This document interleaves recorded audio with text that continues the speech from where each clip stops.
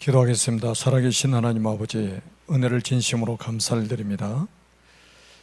미국 아류 창세기 강의 12번째 시간을 허락해 주신 것을 감사드립니다. 하나님 절대 언약이 우리 아류의 전도자들에게 전달되게 하시고, 또 전도자들을 통해서 237개 나라에 언약이 전달되게 하시고, 또 237개 나라 살릴 렘넌트들에게까지 이 언약 전달이 되어질 수 있도록 축복하여 주옵소서. 지금도 미국과 전 세계의 역사는 모든 악한 영들이 그리스도의 권세 있는 이름으로 결박되게 하시고 하나님의 나라가 임하게 주옵소서. 주의 능력의 천사를 파송하셔서 복음 막는 모든 흑암 세력이 틈타지 못하도록 완벽하게 언약의 백성들을 보호하여 주옵소서. 특별히 지금 이 시간에도 흩어져 있는 모든 성도들이 있는 현장에 하나님의 나라 임하게 하시고, 특별히 온라인으로 예배드리고 있는 제자들의 있는 현장에도 하나님의 성령의 역사가 일어나게 하여 주옵소서. 말씀 듣는 중에 성령 충만 받아서, 성령의 권능을 받아서 땅끝까지 그리스도의 정인된 삶을 살아가도록 축복하여 주옵소서. 이 시간도 온전히 성삼위 하나님께서만 영광을 받아 주옵소서. 주 예수 그리스도의 이름으로 간절히 기도드립니다. 아멘. 우리 창세기 3장 15절 한 절만 같이 읽도록 하겠습니다.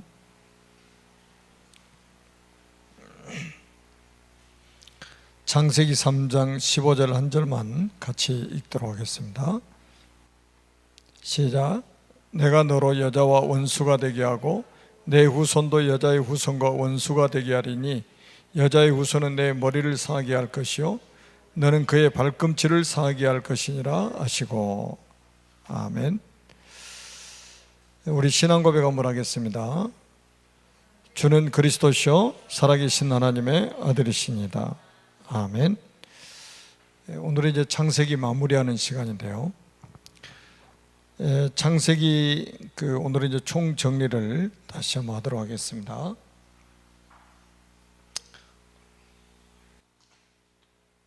간단하게 창세기 전체를 정리한다면 12가지 포인트를 가지고 정리할 수가 있겠습니다.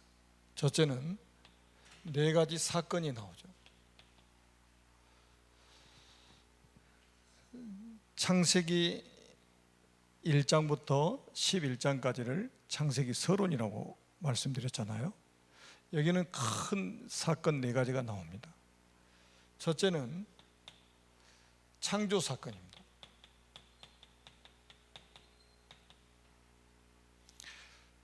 하나님이 모든 만물을 창조하시면서 피조물이 시작됐다고 말씀을 하고 있어요. 그러니까 모든 것이 하나님의 창조로부터 되었다.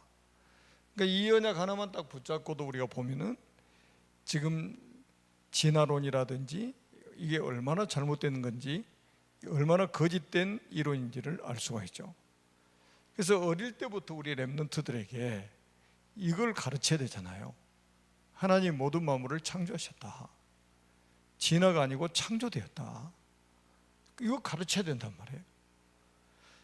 그리고 창조에서 가장 핵심이 뭐냐면 창세기 1장 27절에서 28절에 하나님이 자기 형상 곧 하나님의 형상대로 사람을 창조하시되 남자와 여자를 창조하시고, 그러니까 하나님의 형상대로 우리 인간을 지으셨다는 것이 가장 중요한 창조의 꽃이잖아요. 또 남자와 여자를 동일하게 하나님의 형상대로 창조하셨다는 거예요. 모든 만물을 하나님이 창조하시는 가운데 우리 인간 속에만 하나님의 형상을 주셨다는 거죠. 그래서 그 증거로 우리 인간만 하나님께 예배할 수 있고, 우리 인간만 하나님께 기도할 수 있죠. 우리 인간만 하나님을 찬양할 수 있습니다. 우리 인간만 하나님과 교제할 수 있는 거예요. 하나님과 함께 해야만 행복하도록 창조된 존재라 이 말이죠. 하나님 형상대로 지음받았다는 것. 그리고 하나님 형상 가진 우리 인간에게 처음부터 복을 주시고 처음부터 하나님이 모든 만물을 정복하고 다스리는 권세와 능력을 우리 인간에게 주신 거죠. 그러니까 한마디로 말하면 창세기 1장 28절은 하나님 형상 가진 우리 인간에게 지구를 전체를 그냥 선물로 주신 거예요. 하나님이 창조하신 지구를 통째로 선물로 주신 거예요. 그러니까 우리가 지구에 붙어 사는 게 아니라 지구를 우리에게 주셨다 이 말이에요. 이게 비슷한 이야기 같은데 비슷한 이야기 아니잖아요. 우리가 매미처럼 나무에 붙어가지고 맴매매매하고 사는 그런 존재가 아니잖아요. 얼마나 우리 인간이 축복된 존재인지를 알아야 돼요. 우리 인간의 정체성 아닙니까 이게? 정체성. 하나님 형상대로 지음받았다. 우리 인간의 정체성이에요. 그러니까 얼마나 보배롭고 존귀하게 창조되었냐 이 말이에요. 그래서 베드로 사도는 베드로전서 2장 9절에 이렇게 말씀했잖아요. 너희는 택한 족속이요 왕같은 제사장이요 그의 나라요 그의 소유된 백성이니 너희를 어두운 데서 불러내어 그의 기이한 빛에 들어가게 하신 자의 아름다운 덕을 선포하게 하라 하심이니라. 얼마나 엄청나게 복을 받은 존재입니까? 그러니까 사단은 우리 인간의 정체성을 잃어버리도록 만드는 거예요. 정체성. 그러니까 이것 회복해야 됩니다. 우리가 이거 회복해야 돼요. 그리고 우리 어릴 때 우리 렘넌트들이 이거 회복하도록 도와야 됩니다.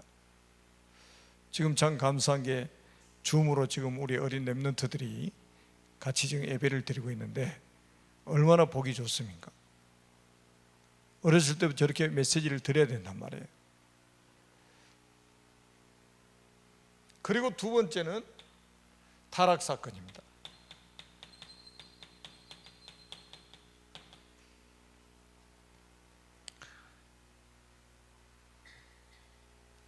이게 바로 창세기 3장 사건 아닙니까? 하나님 형상대로 지음받은 인간이 타락해 버렸다 이 말이에요. 그래서 칼빈은 이거를 전적 타락이라고 하는 거예요. 전적 부패됐다. 그러니까 회복이 불가능한 상태가 되었다는 거예요. 그걸 원죄 사건이라고 하잖아요. 그런데 지구상의 어떤 학교에서 이걸 가르칩니까? 어떤 책에서 이걸 언급하고 있냔 말이에요. 하나님의 말씀인 성경 외에는 이거를 알려주는 책이 없습니다. 지구상에. 사단이 감쪽같이 이걸 속이고 있는 거죠. 그래서 우리 인간의 진짜 문제는 이 원죄 사건이라 이 말이에요. 하나님이 문제로 여기시는 것은 이 원죄 사건이라요. 다른 거는 문제가 아니에요. 그냥 다 속고 있는 거예요, 사람들이. 경제 문제니, 건강 문제니, 코로나 바이러스 문제니, 다 속고 있다니까요. 뭐 사소한 인간관계 문제니? 그게 문제입니까? 진짜 문제가 뭔데요? 교회 다니는 사람들도 속아요. 교회 다니는 사람들 이야기 들어보면 이것도 문제고 저것도 문제고 다 모든 것이 문제라 속고 있는 겁니다. 진짜 속아서는 안 돼요. 우리 창세기를 통해서 모든 근본을 우리는 찾아내고 거기에 대한 답을 찾아내야 돼요. 진짜 문제는 뭐냐? 창세기 3장이라 이거예요. 창세기 3장이 뭐냐? 사단이 출현했다. 그래서 하나님 말씀에 불순종하는 죄를 짓게 만들고 하나님을 떠나게 만들면서 우리 인간이 불행하게 되었다. 이게 진짜 문제예요. 그래서 결국은 뭡니까? 나 중심으로 살도록, 내가 주인 되도록, 제가 말씀드렸잖아요. 이게 얼마나 우스꽝스러운 일입니까?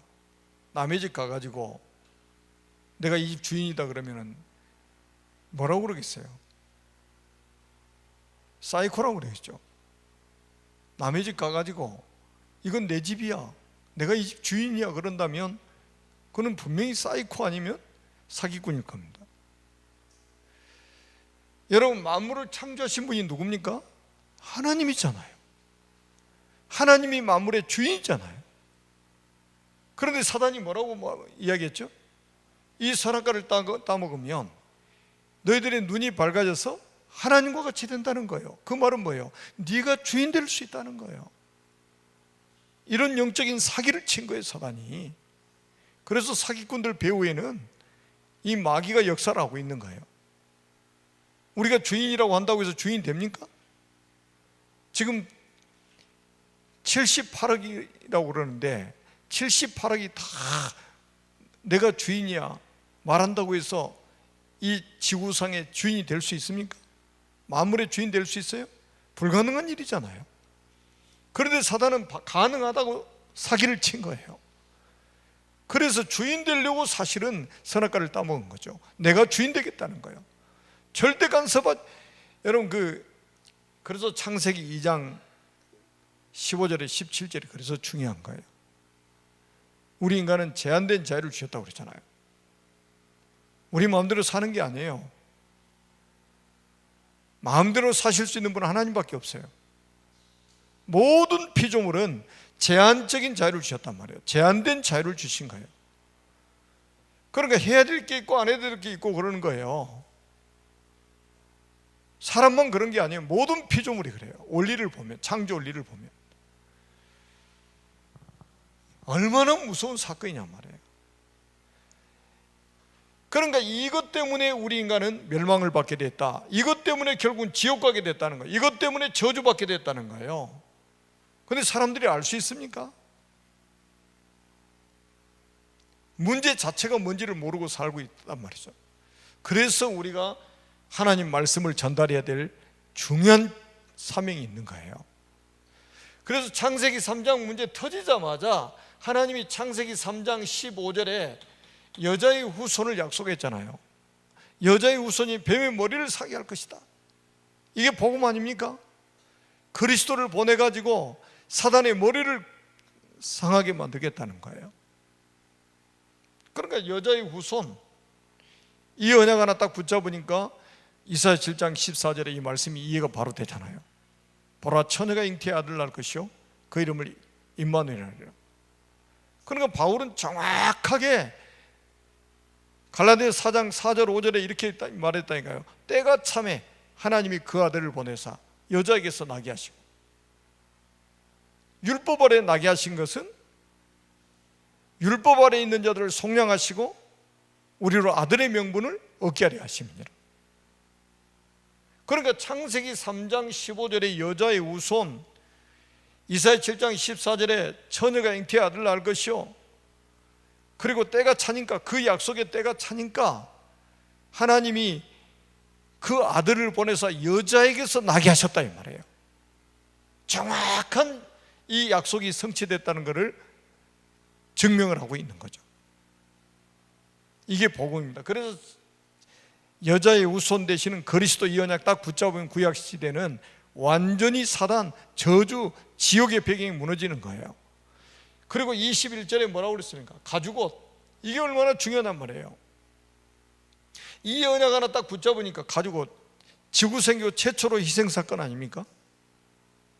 짐승이 죽으려면, 아니 가죽이 나오려면 짐승이 죽어야 된단 말이에요. 하나님이 양을 잡아가지고 그 가죽을 벗겨가지고 직접 가죽옷을 입혀주신 거예요. 그게 뭡니까? 복음이잖아요. 복음은 누가 주신 거예요? 하나님이 주신 거예요. 종교는 뭡니까? 사람이 만든 거예요. 사람이 만든 것 가지고 창세기 3장 문제 해결할 수 있겠어요? 불가능한 거예요. 하나님이 주신 복음만 가지고 가능하다 이 말이에요. 창세기 3장 문제는. 그러니까 이거 딱 붙잡고 아벨이 양을 쳤다 이거죠. 왜 이삭 대신 수양이 죽어야 됩니까? 이것 때문에 그런 거예요. 이 언약이란 말이에요. 이 언약 붙잡았다는 거예요. 6월절에 어린 양이 피를 뿌렸는데 왜 출애굽했습니까? 바로 이 희생 언약 붙잡은 거예요. 그리스도 언약 붙잡았다 이거예요. 그러니까 사도 요한이 보라 세상 죄를 지고는 하나님의 어린 양이로다, 세례받으러 나오신 예수님을 예수님이다, 그리스도다 말하지 않고 세상 죄를 지고 하는 하나님의 어린 양이로다. 왜 이런 말을 했겠어요? 창세기 3장 21절에 가죽옷의 비밀, 그 주인공이 오셨다는 거예요. 어마어마한 메시지잖아요 사실은 이게. 그러니까 복음의 시작이 어디 나옵니까? 창세기 나오잖아요.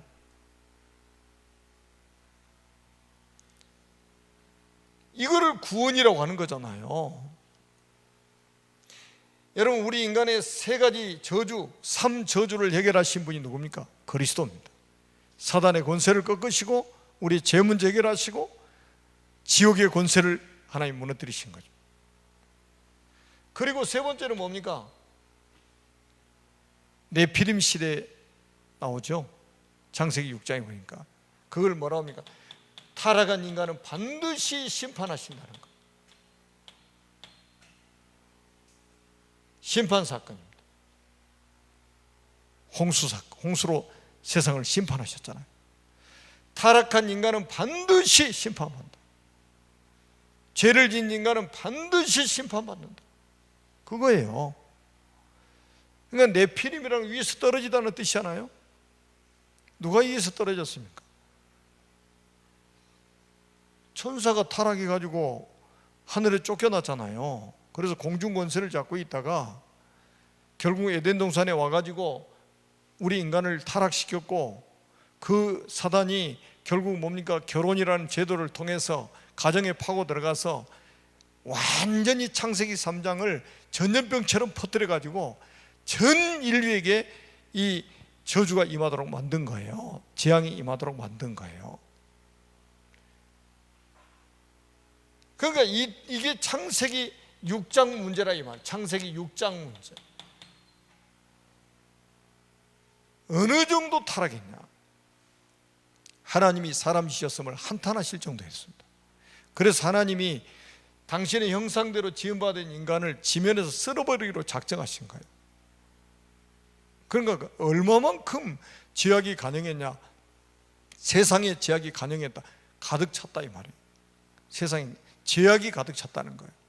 그러니까 하나님이 심판하실 수밖에 없는 상황이 되었다는 거예요. 하나님이 괜히 심판하시겠어요? 이때 주신 언약이 뭐냐? 창세기 6장 14절에 방주 사건이라요. 방주 사건. 너를 위해서 방주를 만들어라. 방주가 뭡니까? 그리스도의 모형 아닙니까? 너를 위해서 방주를 만들어라. 이게 복음 아닙니까? 방주 안에 들어오면 산다. 방주 안에 들어오면 살아. 밖에 있으면 어떤 사람도 죽어. 아무리 인격이 훌륭해도 죽어. 아무리 좋은 일해도 죽어. 아무리 착하게 살고 바른 말 해도 죽는다니까요. 그런데 방주 안에 들어오면 어떤 죄인도 사는 거예요. 똑같습니다. 그리스도 안에 있으면 어떤 죄인도 구원받습니다. 밖에 있으면 어떤 사람도 다 멸망받아요. 그걸 보여준 거예요. 그래서 그리스도의 유일성을 우리에게 보여준 거죠. 그러니까 이 노아 시대에는 완전히 물질 중심으로 흘러가게 만든 거예요. 사단이 물질 중심.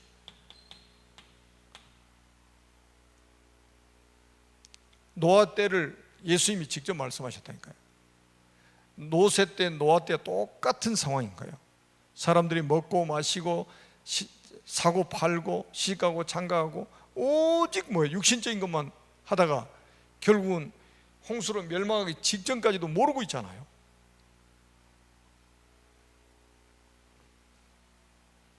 홍수가 내려서 세상이 멸망할 것을 말씀하셨는데도 못 알아듣는 거예요. 지금도 똑같죠. 지금도 똑같아요. 노세 때나 노아 때나 지금 똑같다고, 말세 똑같다고 예수님이 직접 말씀하셨단 말이에요. 그래서 우리는 방주 되시는 그리스도 안에 들어가야 된다. 그리스도 안에 들어가면 돼요. 그래서 세상 사람들은 홍수 때문에 멸망받았지만 노아의 가족은 홍수 때문에 구원받은 거예요. 그리고 뭡니까? 바벨탑 사건 아닙니까? 바벨탑 사건.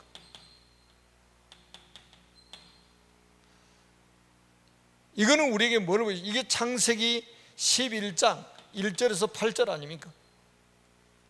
완전히 그야말로 하나님 떠난 인간들은 하나님 없이도 성공할 수 있다, 성공 중심으로 가는 거예요. 바벨탑을 쌓는 거예요. 그야말로 하늘을 찌를 듯이 막 교만해진 거예요. 우리 하나님 필요 없어. 하나님 도움 없이도 우리는 성공할 수 있어. 완전히 하늘을 찌를 듯이 교만해진 거죠. 이게 여기에 주동자가 누구라고요? 니무롯입니다. 니무롯이 누구의 아들입니까? 구스의 아들이에요. 구스는 누구의 아들입니까? 가나안의 아들이에요. 가나안은 누구의 아들입니까? 함의 아들이에요. 한번 추적을 한번 해보세요. 함은 누구의 아들입니까? 노아의 아들 아닙니까? 노아가 영적으로 집중력이 떨어지니까요. 그러니까 이게 함부로 저주할 게 아니라니까. 아니, 저주하니까 그냥 저주가 그대로 임해버리잖아요, 후손들한테. 뭐 하나님의 전체적인 계획이 있겠습니다만은, 우리는 하나님 우리에게 축복권을 주셨다 이 말이에요. 축복권. 그래서 문제 있는 사람일수록 우리는 축복해야 됩니다. 문제 있는 사람일수록 축복해야 돼요. 왜? 미래를 보고 축복해야 돼요. 솔직히 노아가 함의 아들 가나안을 저주하면서, 물론 동성애 뭐 이런 이제 그런 성적인 그런 거를 이제 했다고 학자들은 다 이구동성으로 이야기하고 있단 말이에요. 그게 또 맞아요. 그 가나안 후손들이, 가나안 그 지경이 소돔과 고모라 성 안에 있잖아요. 가나안의 후손들이 거기 들어가서 동성애 왕국을 만들어 놨잖아요. 그게 맞는 말이에요. 그런데 만약에 노아가 이렇게 후손들이 저주를 받을 걸 알았으면 이런 저주를 하겠습니까? 그럼 우리는 진짜입니다. 우리에게 하나님이 축복권을 주셨다는 게, 못된 사람일수록 더 축복해야 됩니다. 진짜로 못된 사람일수록 더 축복해 버려야 돼요. 그 사람의 미래를 두고 축복해야 돼요. 자, 완전히 그래서 하나님이 이 교만을 꺾어버리시려고, 잠언에 그랬잖아요. 교만은 패망의 선봉이라고 그랬잖아요. 솔로몬이 교만은 패망의 선봉이래. 거만은 넘어집의 앞잡이라고 그랬잖아요. 딱 그 말씀이 맞는 거예요. 그래서 하나님이 이 바벨탑을 무너뜨리시고 결국 뭡니까? 건물만 무너뜨려서는 되지 않아요. 또 건물 세울 건데.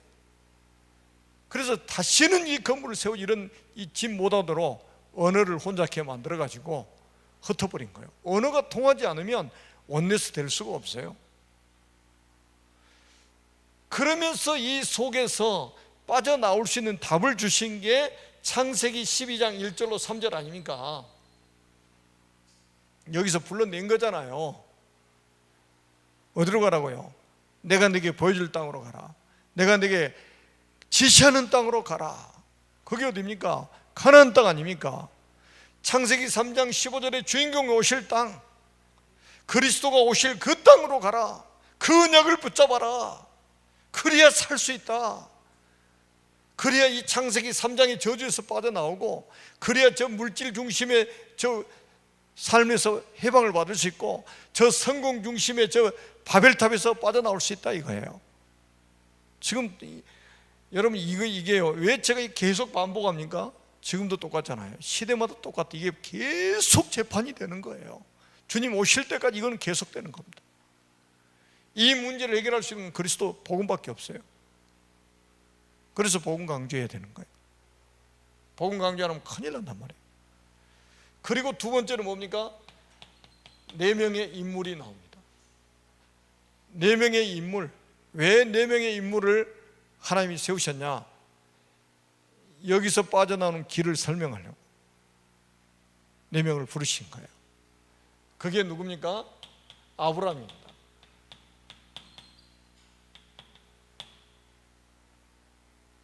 앞에서 말씀드렸잖아요. 아브라함에게 뭐를 딱 우리에게 보여주셨습니까? 창세기 12장 1절로 3절에 보니까 아브라함에게 부르시면서 뭐라고 그랬어요? 내가 네게 보여줄 땅으로 가라. 가지도 않았는데 네 이름을 창대케 할 것이다. 그 아브라함 이름이 얼마나 창대하게 됐습니까?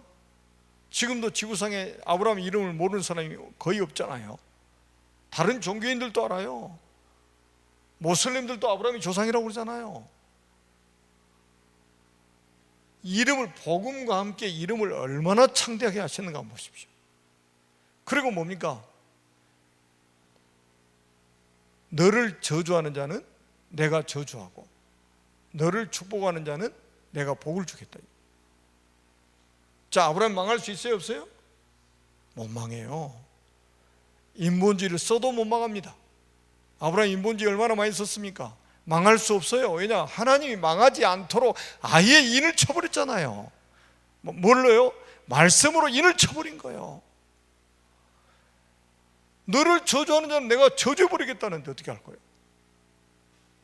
너를 축복하는 자가 있으면 내가 그 사람 복 주겠다는데 어떻게 할 거예요? 그러면서 뭐라고 그랬어요? 너와 네 자손을 통해서 땅에 있는 모든 민족이 복을 받게 될 것이다. 자손을 이야기했습니다. 씨를 이야기했어요. 누구 이야기입니까? 여럿을 가르쳐 자손이라 하지 않았다 이 말이에요.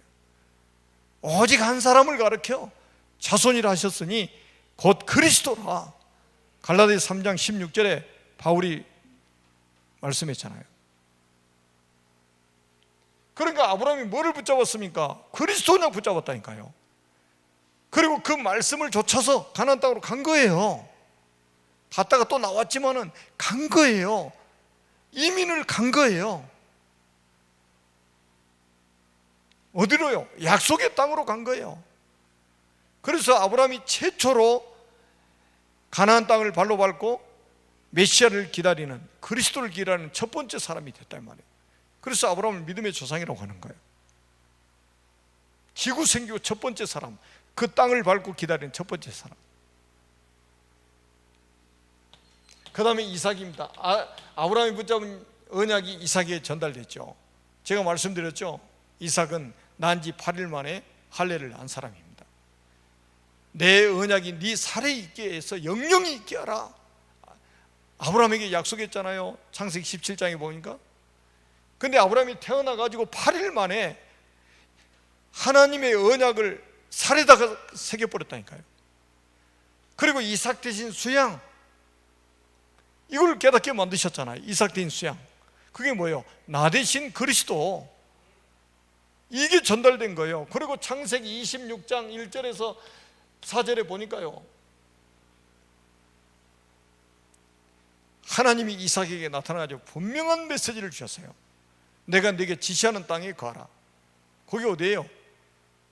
가나안 땅이란 말이에요. 왜 가나안 땅에 가라고 그러셨습니까? 거기에 창세기 3장 15절에 주인공 보내겠다, 메시아를 보내겠다, 그리스도를 보내겠다. 그러면서 뭐라고 그랬어요? 네가 이 땅에 유하면, 가나안 땅에 유하면, 네가 이 언약 안에 있으면 내가 너와 함께하고 내가 너에게 복을 주고 네가 어디로 가든지 너를 인도하고 내가 보호할 것이다. 그러면서 뭐라고 또 약속했습니까? 너와 네 자손을 통해서 천하 만민이 복을 받게 만들겠다. 천하 만민이. 장차 이삭의 그 후손으로 오실 그 그리스도를 통해서, 그 복음을 통해서 천하 만민이 복받게 만들 것이다 이 말이에요. 천하 만민. 여러분, 복음의 능력이 이렇게 엄청난 거예요. 그래서 이삭을 부르신 거예요. 그리고 보세요. 이 언약이 야곱에게 전달됐습니다. 야곱이 다른 이름은 또 뭡니까? 이스라엘 아닙니까? 얼마나 이 야곱이 축복을 받았습니까? 야곱은 뱃속에서부터 이 언약 때문에 에서하고 싸운 사람은 뱃속에서 싸운 거 아닙니까? 근데 성경은 뭐라고 말씀하고 두 사람이라고 말하지 않았다니까요. 네 리브가에게 네 속에 뱃속에는 두 국민이 있다, 두 민족이 있다고 그러는 거예요. 두 나라가 있다는 거예요. 두 나라가. 영적으로 보면 전 세계는 두 나라예요. 우리 대한민국은 그냥 육신적인 나라, 세상 나라고, 영적인 세계에서는 두 나라밖에 없어요. 우리 대한민국 안에도 두 나라가 있다니까요. 하나님의 나라와 마귀 나라. 저 북한에도 마찬가지예요. 저 북한에도, 공산주의 저 북한에도 하나님의 나라가 있고 마귀 나라가 있는 거예요. 영적으로 전 세계가 똑같아요.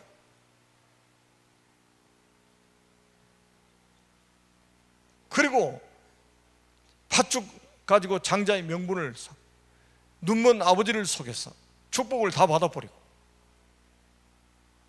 왜 그랬습니까?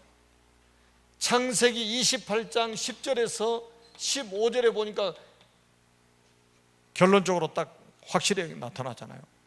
야곱이 형 에서를 피해서 자기 외삼촌 집으로 도망가다가 피곤해서 돌베개하고 잤는데 그게 베델이라. 거기서 꿈에 뭐를 봤냐? 사닥다리를 봤다 이 말이에요. 땅에서부터 하늘 꼭대기까지 다 있는 사닥다리를 쫙 펼쳐 있는 걸 본 거예요. 거기 보니까 하나님의 천사가 오르락 내려가고 있고 꼭대기를 쳐다보니까 하나님이 서 계시네. 그게 창세기 28장 12절 아닙니까? 그게 그 사닥다리가 뭐예요? 그게 바로 그리스도라니까요. 그림자예요, 그림자. 네가 이것 때문에 뱃속에서부터 싸웠지? 이것 때문에 팥죽 가지고 장자의 명분을 샀지? 이것 때문에 눈먼 아버지 속이고 네가 축복 다 받아버렸지? 윤리 도덕적으로는 사실은 야곱은 꽝이죠, 한마디로. 얘들 말로 꽝이란 말이에요. 그런데 하나님은 보세요. 야곱을 책망하셨습니까? 어마어마한 축복을 약속하신 거예요. 내가 너와 함께 할 것이다. 나는 네 조부 아브라함이 하나님이고 네 아비 이삭이 하나님이 여호와다. 네가 어디로 가든지 내가 함께 할 것이다. 네가 어디로 가든지 내가 복을 줄 것이다. 네가 어디로 가든지 너를 보호할 것이다. 그리고 똑같은 말씀하셨어요. 너와 네 자손을 통해서 땅에 있는 모든 민족이 복을 받을 것이다. 왜 이렇게 하나님이 인본주의를 뱃속에서부터 쓴 야곱을 축복하시느냐? 이유가 있잖아요. 이유가 있어요. 창세기 3장 문제 해결할 수 있는 게 뭐예요? 그리스도 외에 또 있습니까? 우리의 인격으로 해결합니까? 우리가 선행으로 해결할 수 있습니까? 우리가 착하게 사는 것 가지고 해결할 수 있습니까? 아니, 교회 다니는 사람도 다 속는다니까요. 복음 아니면 해결이 안 되는 거예요. 그 언약을 붙잡은 야곱을 하나님 축복하실 수밖에 없는 거죠. 그러니까 나중에 보세요. 야곱의 이름이 이스라엘로 바뀌는데 얼마나 축복을 주냐. 이스라엘 그 이름 안에다가 하나님이 한 나라를 담아놓으셨고 이스라엘은 그 이름 안에다가 전 세계를 담아버리신 거예요. 얼마나 축복이냐 이 말이죠.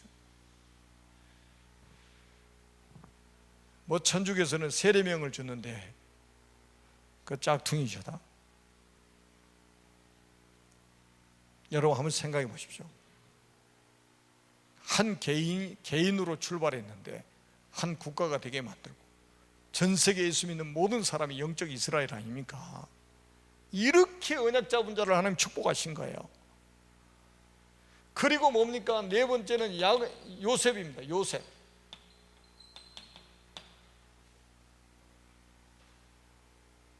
자, 요셉도 한번 보시라니까요. 요셉이 그냥 요셉이 아니에요. 물론 아버지를 통해서 이게 언약 전달됐잖아요.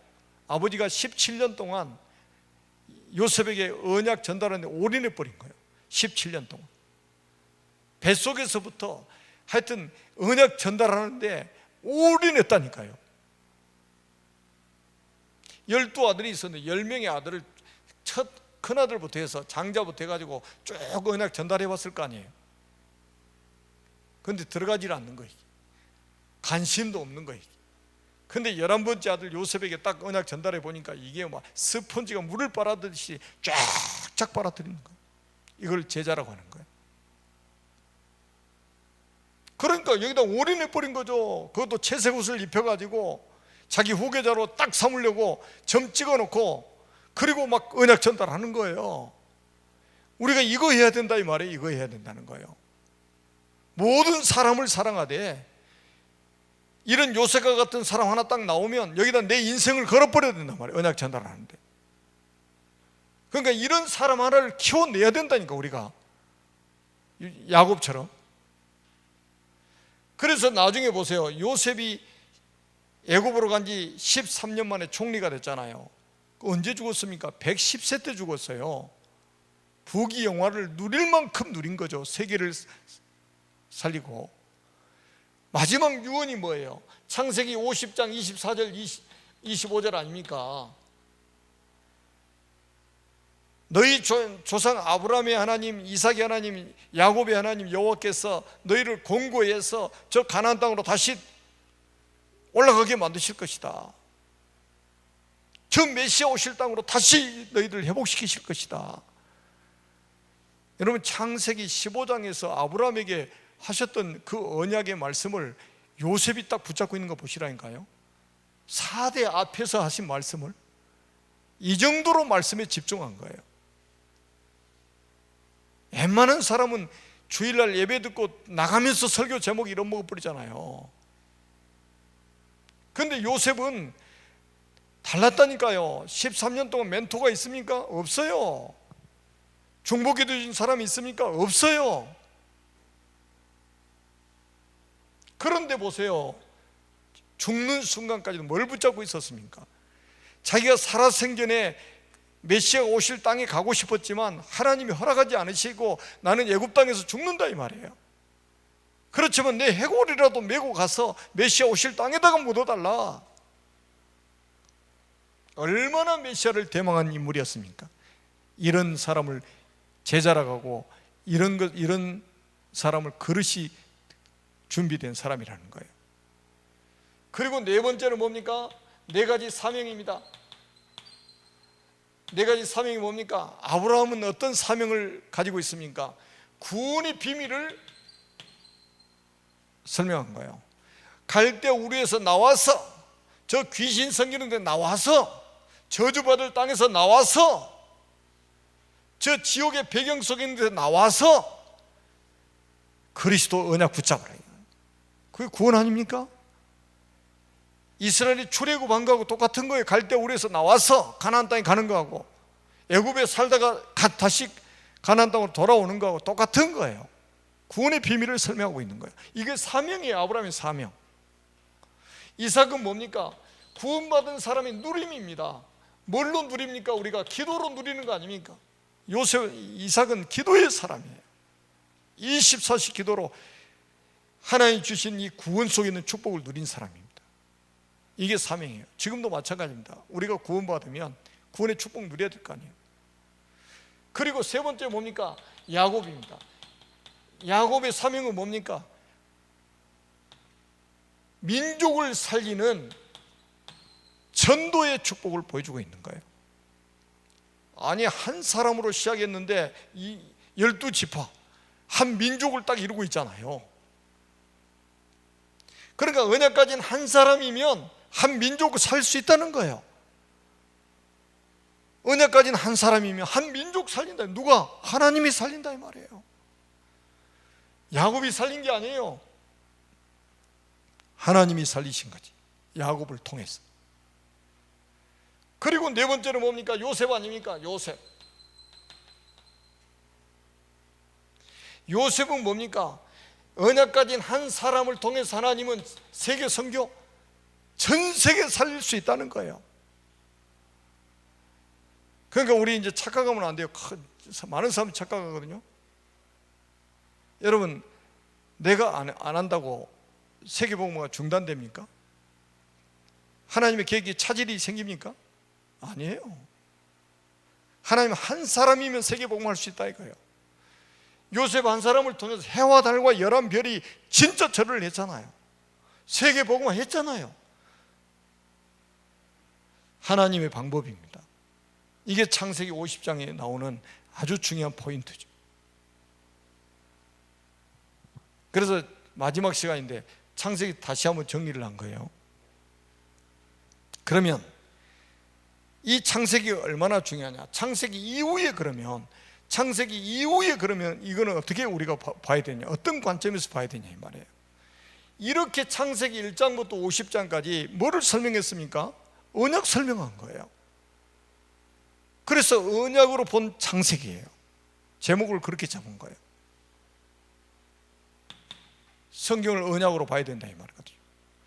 이렇게 한 맺히게 설명을 했는데 사람을 통해서, 사건을 통해서, 문제를 통해서 계속 그리스도 언약 설명을 했는데 이걸 놓쳤다 이 말이에요. 그래서 이스라엘이 예굽이라는 나라의 노예가 됐다 이 말이에요. 이게 출애굽이 아닙니까? 그래서 400년 가까이 노예 생활을 했죠. 요셉이 죽고 나서. 요셉이 살아있을 때는 VIP였잖아요. 그러니까 언약의 사람들이 있을 때는 VIP였습니다. 요셉과 그 시대 사람들이 다 죽고, 요셉과 그 형제들과 그 시대 사람이 다 죽고, 출애굽기 1장 6절에 나와 있잖아요. 요셉을 알지 못하는 새 왕이 일어나면서 노예가 돼버린 거 아닙니까? 여러분, 언약 가지고 있으면 하나님이 VIP를 만들어버린 거예요. VVIP를 만들어버린 거예요. 근데 언약 놓치니까 그 VIP 인생이 노예로 전락돼 버린 거예요. 그래서 불신자 노예가 돼가지고 피라밋 만드는데 거기에서 봉사하고 있다니까요. 우상 만드는데 귀신 섬기는 거기다가 인생을 드리고 있다 이 말이에요. 신자가 얼마나 불쌍합니까? 그때 하나님이 주신 언약이 뭡니까? 출애굽기 3장 18절 아닙니까? 희생제사를 드려라. 400년 만에 애굽에 들어간 지 정확하게 400년 만에 다시 복음을 회복하게 만드는 거예요. 저 창세기 3장 15절, 창세기 3장 21절 그 복음 회복하도록 만드신 거예요. 이거 회복했더니 어떤 일이 벌어졌어요? 출애굽하게 됐다. 출애굽하게 됐단 말이에요. 그래서 출애굽 전후로 해서 그걸 배경으로 해서 기록된 책이 뭡니까? 모세오경 아닙니까? 그리고 여기에다가 여호수아까지 사실은 포함된 거 아니에요? 같은 동시대 사람이잖아요. 모세하고 갈렙하고 여호수아. 이렇게 중요한 언약이 담겨 있는 거예요. 그래서 언약 놓치면 노예가 된다. 언약 회복하면 다시 해방받는다 이 말, 회복이 된다 이 말이에요. 이게 출애굽기예요. 40장까지 있는 출애굽기. 그러다가 출애굽 해가지고 다시 가나안 땅에 돌아와서 나중에 다윗이 성전 건축 준비하고 솔로몬이 성전 건축하고 하나님이 이스라엘을 얼마나 축복하셨습니까? 너무 축복을 받고 나니까 뭐가 안 보입니까? 언약이 안 보이는 거예요. 그러니까 배가 너무 많이 나온 사람은 자기 신발이 안 보인다잖아요. 배가 너무 많이 나오면 그거 똑같은 거예요. 그렇잖아요. 우리가 축복을 너무 많이 받아버리면 그게 가려져 가지고 본질이 안 보여버린다니까요. 본질이 뭡니까? 언약 아닙니까? 복음 아니에요? 그것 때문에 축복받았는데 정작 그 언약은 안 보이고 축복이 그냥 도치가 돼가지고 말이죠. 살다가 나중에 어떻게 됐습니까? 바벨론이라는 나라에 포로가 돼가지고 얼마나 살았습니까? 70년 살았어요. 70년 동안. 얼마나 비참했는 줄 아십니까? 예레미야 50장 한번 읽어보셨습니까? 52장에 1차, 2차, 3차 포로로 잡혀갔거든요. 마지막 3차 잡혀간 게 예레미야 52장에 나와요. 시드기야 왕 때죠. 느부갓네살 왕이 바벨론의 그 강한 군사를 끌고 예루살렘을 포위해가지고 왕족들, 고관들 다 잡아다가 딱 놓고 왕이 보는 앞에서 왕자들 다 죽여버리잖아요. 그리고 고관들 다 죽여버립니다. 그리고는 시드기야 왕의 두 눈을 빼버려요. 그리고 노쇠사슬로 묶어가지고 2000리길이 되는 바벨론까지 짐승처럼 끌고 갑니다. 그래서 바벨론 감옥에서 죽었다고 성경에 기록되어 있어요. 그러니까 그 모습이 얼마나 안타깝고 애처롭습니까? 그래서 만들어진 노래가 예레미야 예가란 말이에요. 슬픈 노래 아닙니까? 눈물 없이는 부를 수 없는 노래. 그러니까 바벨론으로 잡혀가기 전에 주신 이사야 선지자를 통해 주신 말씀이 뭐예요? 이사야 7장 14절 아닙니까?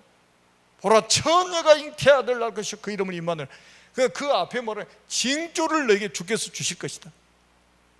징조를 주실 것이다. 그 징조가 뭐예요? 지구 생기고 처음으로 처녀가 잉태의 아들 낳는다는 거예요. 근데 그 이름이 뭐예요? 임마누엘, 하나님이 우리와 함께 계시다. 이 언약을 붙잡았는데 70년 만에 이 언약 붙잡은 사람들을 통해서 이스라엘이 다시 출바벨론 하게 되죠. 다시 회복되게 됩니다. 그래서 이거를 배경으로, 바벨론을 배경으로 해서 기록된 책들이 뭐예요? 바벨론 배경으로 전후에서 기록된 책들이 선지서들입니다. 선지서가 17권, 자그마치. 대선지서 12권, 대선지서 5권, 소선지서 12권 해서 17권입니다. 물론 그 앞에 역사서도 약간 포함되어 있죠. 그런데 정확하게 말하면 17권의 선지서가 이 바벨론 포로 시대를 배경으로 해서 기록이 될 만큼 이 사건이 중요한 사건이라 이 말이에요. 왜 포로됐냐? 언약 놓쳐서 포로된 것이다. 지금도 포로되고 싶냐? 언약 놓치면 포로된다. 짐승처럼 후대들이 죽게 될 것이다. 왜 우리가 렘넌트 운동을 해야 되냐 이 말이에요. 왜 우리가 이 복음을 내보게 해야 되느냐? 복음 말하지 않으니까 지금 큰일 났잖아요, 교회들이. 여러분, 뭐 이게 지금 코로나가 문제입니까? 교회가 복음을 놓쳐버린 게 문제지.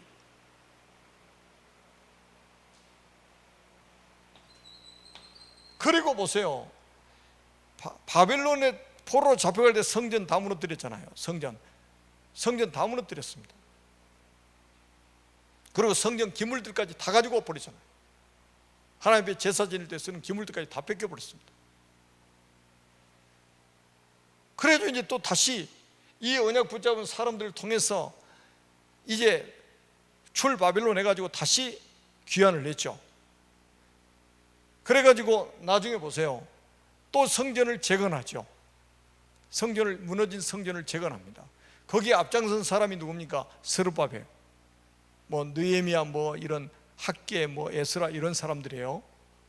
그런데 아주 주역이 됐던 사람이 스룹바벨이란 말이에요. 그래서 이제 스룹바벨 성전이라고도 합니다. 그래서 성전을 재건하고 나서 엄청난 축복을 하나님 또 주십니다. 이게 텀이요 그렇게 많지 않아요. 아주 짧습니다. 회복돼가지고 누리는 시간은 짧아요. 그걸 언약 놓쳐가지고 망하는 시간은 깁니다.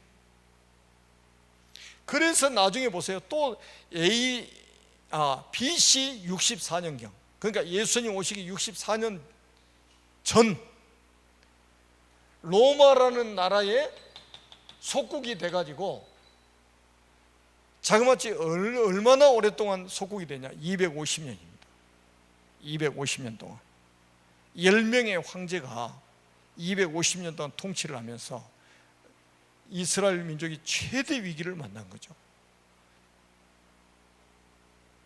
이때, 그러니까 예수님 오시기 전에 이미 64년경에 로마의 속국이 돼 있는데, 로마의 속국이 나라가 망해버렸는데, 그때 누가 오셨습니까? 마태복음 16장 16절에 그리스도가 오셨잖아요. 그래서 예수님이 이렇게 물어보시는 거예요. 이 사람들이 인자를 누구라 하느냐? 우회적으로 질문하신 거죠. 이 사람들이, 이렇게 많은 사람이 인자를 누구라 하느냐? 사람들 여론조사 딱 해가지고 분석해가지고 보고하잖아요. 어떤 사람은 예레미야, 어떤 사람은 세례요한, 어떤 사람은 엘리야, 어떤 사람은 선지자 중에 한 사람이라 되라. 그래, 너희들 그래서 망한 거야. 너희들 아직도 망한 이유를 모르지? 비슷한 복음 가지고 있어서 망한 거야. 내가 엘리야라고? 내가 예레미야라고? 내가 세례요한이라고? 내가 선지자 중에 한 사람이라고? 그래, 그 비슷한 복음 가지고 너희들이 망한 거야. 지금 로마의 속국이 망했는 거 아니야. 그래서 밥 3끼 먹고 있으니까 괜찮다고? 그래도 자리 하나씩 있으니까 괜찮다고? 나라가 망해 있는데 지금도 기독교인들 그러잖아요. 자기 먹고 살만하니까 괜찮은 거예요. 지금 괜찮다고 생각하는 거예요. 자리 하나씩 맡고 있으니까 괜찮다고 생각하는 거예요. 그래서 제자들한테 물어보시잖아요. 너희는 날 누구라 하냐? 그때 나온 대답이 뭐예요? 시몬 베드로가 대답하여 이르되 주는 그리스도시요 살아계신 하나님의 아들이시니라. 바요나 시몬아 내가 복이 있도다. 얼마 만에 이 고백이 나왔습니까? 지금 바요나 시몬아 내가 복이 있도다. 어떤 사람이 복 있는 사람입니까? 예수가 그리스도라고 깨달은 사람이 복 있는 사람이다. 이게 네가 공부 잘해서 네가 머리가 좋아서 깨달은 게 아니라 하늘에 계신 내 아버지가 너에게 알려주신 것이다. 그걸 뭐라고 합니까? 은혜라고 하는 거예요. 은혜라고. 베드로가 머리 좀 얼마나 좋겠어요. 고기 잡고 뭐 맨날 저기 한 사람이. 그런데 베드로가 그걸 고백했대 이 말이에요. 그런데 예수님이 그랬잖아요. 하늘에 계신 내 아버지가 너에게 이 사실을 알게 하신 것이다. 우리도 마찬가지잖아요. 하늘에 계신 아버지가 우리에게 알게 하신 거잖아요. 그래서 우리가 매일같이 고백하잖아요. 주는 그리스도시요 살아계신 하나님의 아들이신다. 이 반석 위에 내가 내 교회를 세울 것이다. 음부의 권세가 이기지 못할 것이다. 내가 내게 천국 열쇠를 준다. 교회에다 주신 축복이에요. 교회는 하나님이 이 땅에, 예수님이 이 땅에 남기신 최고의 선물 아닙니까? 영적인 플랫폼 아닙니까? 세상을 살 수 있는 최고의 플랫폼 아닙니까? 여러분, 로마를 배경으로 해서 기록된 책들이 신약 성경입니다. 얼마나 중요합니까? 로마를 배경으로 해서 기록된 책이 신약 성경이라니까요. 이렇게 중요해요. 우리 미국의 아류 제자들이 정말로 이 하늘을 가지고 미국에서 일어나고 있는 제자들과 렘넌트들에게 이 언약을 전달하시기를 바랍니다. 이 길밖에 살 길이 없습니다.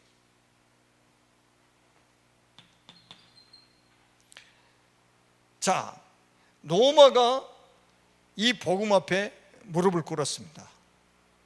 그게 주 313년이에요. 콘스탄틴 황제가 기독교를 국교로 인정하기 이르렀습니다.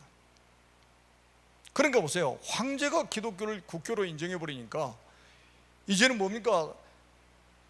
너 종교 뭐야? 딱 물어보면 기독교입니다. 기독교. 그래야 출세하거든. 그래야 먹고 살아. 그러니까 뭐 예수 안 믿어도 나 기독교입니다.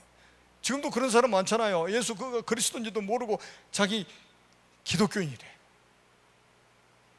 지금 교회도 안 다녀. 그런데 자기 기독교인이래. 이런 사람 엄청 많습니다. 자, 그러니까 전도할 대상도 없어져 버린 거예요. 다 기독교인이라고 하니까. 누구한테 전도합니까? 다 기독교인이라는, 다 예수 믿는다는데. 신하들한테 물어보니까 자기 다 예수 믿는다는데. 그래서 점차 이제 뭐가 없어지냐? 복음의 필요성을 못 느끼는 거죠. 그러니까 전도할 필요성도 없어져 버린 거예요. 그래서 온 시대가 뭐냐? 이게 교회사의 중세 시대라고 해요. 중세 시대. 이게 이제 로마 캐톨릭 아닙니까? 복음은 없어지고 뭐만 남았어요? 교권만 남은 거예요. 여러분, 천주교가 얼마나 실패했느냐? 성경 위에 교황이 더 권위 있다고 합니다. 그러니까 성경에서 뭐라고 말씀했냐, 이게 중요한 게 아니에요. 천주교는 교황이 지금 무슨 훈시를 내렸냐, 이게 중요한 거예요. 그 모자 하나 쓰고 말이죠, 이게 지팡이 하나 들고 와가지고 한마디 쭉 하면 전 세계 캐톨릭 신자들은 막 아멘 하고 열광하잖아요. 성경 중요한 거 아니에요. 그 사람들한테는 성경 위에 교황이 있다 이거예요. 성경 위에 교회가 더 권위 있다 이거예요. 그게 천주교예요. 뭐 다른 거 말하려면 시간이 없으니까 교권에 빠진 거예요. 완전히 부패돼 버린 거죠. 완전히 그야말로 타락해 버린 거죠. 그래서 어느 정도 타락했냐, 나중에는 그러잖아요. 면죄부를 팔았잖아요. 베드로 성당을 지으려고 돈이 없으니까 면죄부 파는 거예요. 속죄표를 팠단 말이에요. 베드로 성당 몇 년 동안 걸쳐서 100년에 걸쳐서 지었다니까요. 돈이 없으니까 속죄표 팔아먹은 거예요. 야, 사람이 죽으면 천국이나 지옥 가는 게 아니야. 연옥이라는 곳에 있는데 거기 가 있는 거야. 그래서 여기서 헌금을 하면, 그 사람을 위해서 헌금하고 기도하면 그 연옥에 있던 사람이 천국으로 싹 가는 거야. 싹 가는 거야. 안 그래도 껄끄러움 하고 있는데 우리 아버지 지옥 갈 것 같. 근데 여기서 헌금하면 천국 간다네. 얼마나 헌금 기쁨으로 했겠어요. 그래서 만든 게 베드로 성당 아닙니까? 사람이 그리스도를 믿어서 구원받는 것이 아니라 이 속죄표를 돈 주고 사면 갈 수 있다고 이런 사기를 친 거예요. 그래서 나중에 보세요. 루터라는 사람이 1517년에 종교 개혁을 했잖아요. 지금으로부터 500년 전입니다. 루터가 뭐를 붙잡고 종교 개혁했습니까? 로마서 1장 16절 17절 아닙니까? 바울이 기록한 책, 로마 복음화를 위해서 전달했던 그 책에 내가 이 복음을 부끄러워하지 않는, 이 복음은 모든 믿는 자에게 구원을 주시는 하나님의 능력이 됨이라. 오직 의인은 믿음으로 말미암아 산다. 행위로 구원받는 게 아니야. 속죄표를 사서 구원받는 게 아니야. 그리스도를 믿어야 구원받아. 이래가지고 종교개혁의 깃발을 딱 들었는데 하나님이 거기에 역사를 하신 거죠. 하나님이 루터를 들어서 사용하신 거예요. 그때 마치 구텐베르그라는 사람이 인쇄술을 딱 발달시켜 놓은 거예요. 발전시켜 놓은 거죠. 그러니까 루터가 신약 성경을 번역해 가지고 인쇄해 가지고 막 찍어 가지고 막 그냥 그게 유럽으로 퍼진 거 아닙니까? 그러니까 성경 읽어보니까 루터가 하는 말이 맞단 말이에요. 사제들이 하는 이야기 틀렸고. 그래서 동조를 해가지고 이 종교개혁 성공하도록 만드신 거예요. 그래서 만들어진 게 뭡니까? 개혁교회 아닙니까? 개혁교회. 정말로 우리 감사해야 됩니다. 자, 그 다음에 또 한번 보세요. 이 종교개혁이 일어난 지 500년이 지났습니다. 지금 한번 보세요. 현대 교회가 지금 어떻게 되고 있냐 이 말이에요. 현대 교회가 점점 또 복음이 없어집니다. 그래서 뭡니까? 인본주의. 그래서 뭡니까? 프로그램 위주로. 그래서 뭡니까? 율법주의. 그래서 뭡니까? 시불건전 신비주의에 빠지게 되는 거예요. 복음 다 없어져 버렸다니까. 이제 복음 없어진다니까요.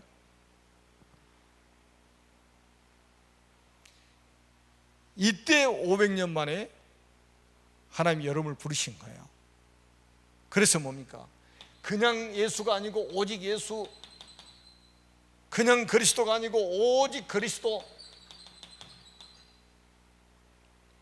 이거 해보고 500년 만에 다시 이거 해보고 2000년 전에 초대교회가 고백했던 저 고백 있잖아요. 주는 그리스도시요 살아계신 하나님의 아들이십니다. 참 왕으로 사단을 꺾은 왕이십니다. 참 제사장으로 모든 죄 문제 해결하신 참 제사장이십니다.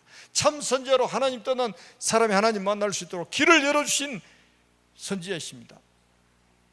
이거를 회복하도록 만드신 거예요. 다른 이름은 없다. 천하 인간의 구원을 다른 이름을 우리에게 주신 일이 없단 말이에요. 이거 회복하는 여러분들을 하나님 그냥 놔두시겠어요? 하나님 여러분을 축복하실 수밖에 없어요. 아이고 저 모자란 것들 이렇게 보겠죠. 교회를 우습게, 여러분 교회 우습게 여기는 사람 나중에 보세요. 정말 하나님 앞에 이제 여러분 하나님이 예면하신 사람이 제일 불쌍한 사람이에요. 사람은 예면해도 괜찮아요. 사람은 아무리 왕따를 시켜도 괜찮아요. 지구상에 78억 인구가 우리를 다 멸시해도 괜찮아요. 하나님만 나를 알아주시면 괜찮은 거예요. 그런데 만약에 반대로 생각해 보세요. 지구상에 78억이 내 친구예요. 78억이 나를 도와줘요. 그런데 하나님이 나 예면한다, 그 인생 끝난 거예요. 권력 가지고 있다? 하나님 예면하시면 끝이라니까요. 재벌이다? 하나님 예면하시면 끝이에요. 내가 학자다? 하나님 예면하시면 끝이라니, 그 인생. 그래서 우리의 사명이 하나 있다면 뭐겠어요? 렘넌트 운동을 하는 거예요. 우리 렘넌트들에게, 우리 후대들에게 정확하게 이 언약이 전달되도록 만들어야 된다, 이 말이죠. 정확하게. 결론입니다. 한번 보세요. 창세기 하나가 딱 눈이 열리면 구약 성경, 신약 성경, 교회사, 오늘 우리 나에게까지 언약이 한 번도 중단되지 않고 전달됐다는 거예요. 여러분 한번 생각해 보세요. 자, 아담부터 아브라함까지 2000년입니다. 맞죠? 자, 아브라함부터 예수 그리스도, 성육신 하시는 예수 그리스도 오실 때까지 2000년입니다. 그러면 또 예수 그리스도 성육신 해가지고 이 땅에 계실 그 시대부터 지금부터 2000년 전이죠. 지금까지 2000년입니다. 그러면 지금 제가 12강의를 하면서 지금 6000년의 역사를 이야기한 거예요. 6000년 동안 하나님은 이 언약이 한 번도 중단되지 않도록, 이 복음이 한 번도 중단되지 않도록 해서 우리에게 전달되게 만드신 거예요. 여기서 우리가 뭘 찾아야 돼요? 정체성. 세상 사람들은 나를 우습게 여길지 모릅니다. 나를 멸시할지 모릅니다. 나를 천대할지 몰라요. 나를 외면할지 모릅니다. 그러나 하나님 보세요. 나에게 복음을 주시려고 6000년 동안, 세대로 따져서 6000년 동안 많은 사람들의 희생과 수고를 통해서 전달되게 해가지고 나에게까지 전달되게 만드신 게 언약입니다. 그러니 우리가 얼마나 감사하며 살아야 됩니까? 얼마나 감격하며 살아야 됩니까? 여기다가 우리가 인생을 올인해야 되잖아요. 올인해야 될 거예요. 올인. 그래야 올아웃이 되는 거예요. 복음 아닌 것에서 올아웃 된다니까요. 그래야 뭡니까? 세상을 바꾸는 올체인지가 가능해지는 거예요. 여러분, 복음 가진 사람만이 올체인지 할 수 있다니까요. 그래서 이제 우리는 뭡니까? 내 영광이 아닌 하나님의 영광. 사람의 제1된 목적이 뭐냐? 하나님의 영광을 위해서. 우리 미국의 아류의 제자들과 우리 아산 임마누엘교회 모든 제자들이 언약적인 한을 가지고 이 언약의 바톤을 붙잡고 후대에게 전달하는, 주님이 재림하시는 그 순간까지 이 언약의 바톤이 이어지도록 하기 위해서 여러분을 부르셨다는 사실, 우리의 정체성을 회복해서 감사하면서 감격하면서 하나님께 최고 영광 돌리는 제자들이 되시기를 주님의 이름으로 축복합니다. 살아계신 하나님 은혜를 진심으로 감사합니다. 미국 아류 창세기 강의를 오늘 마무리했습니다. 살아계신 하나님 아버지, 우리 아류 제자들과 우리 아산 임마누엘교회 모든 성도들의 영혼 속에, 마음과 생각 속에, 또 육의 신비 속에 각인되고 뿌리내리고 체질화될 수 있도록 축복하셔서 이 언약의 바톤이 우리 후대들에게 또 오는 여러 세대에 전달될 때, 예수님 재림하실 때까지 이 언약 전달하는 전달자들이 되도록 축복하여 주시옵소서. 이를 방해하는 모든 원수마귀 세력들이 결박되게 하시고, 이 복음 막는 모든 종교, 모든 정치, 모든 경제 하나님께서 결박시켜 주옵소서. 우리를 억만지역에서 구속하신